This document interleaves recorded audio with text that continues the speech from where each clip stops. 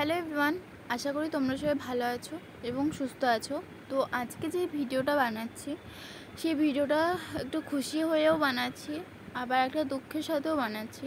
যে খুশির খবরটা এটা হলো যে আমাদের একটা ছোট্ট চ্যানেল যেটা ছিল, তো সেই চ্যানেলটা আজকে 30টা সাবস্ক্রাইবার কমপ্লিট করেছে, যেটা একটা বিগিনার হিসেবে সত্যি ভালো খবর।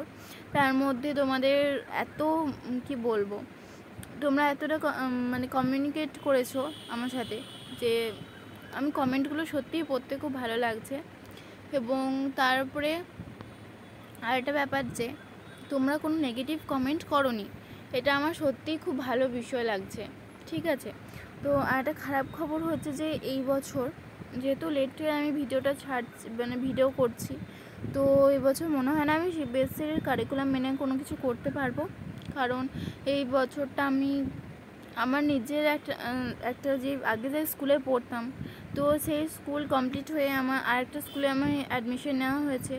তো এই রিসেন্টলি আমি অ্যাডমিশন নিলাম, তো আমার কিছু মানে সামনে এক্সাম আসছে, আর সে স্কুল করা, তারপর টিউশন করা, সেখানে আমার খুব লেট হয়ে যাচ্ছে। তারপর নিজের সেলফ স্টাডি আছে, তো সেটা নিয়ে আমি মানে কুলিয়ে উঠতে পারছি না সময়।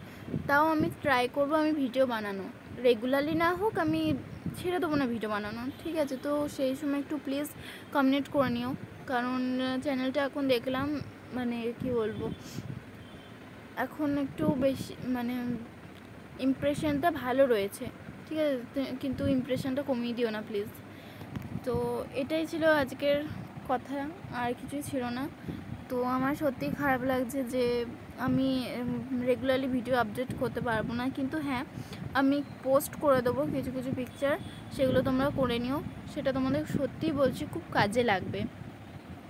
ঠিক আছে, তো চ্যানেলটাকে তোমরা একটু দেখো, এটাই বলার ছিল, আর কিছুই ছিল না। সো থ্যাংক ইউ, আশা করি তোমরা আমার কথাও বুঝতে পেরেছো।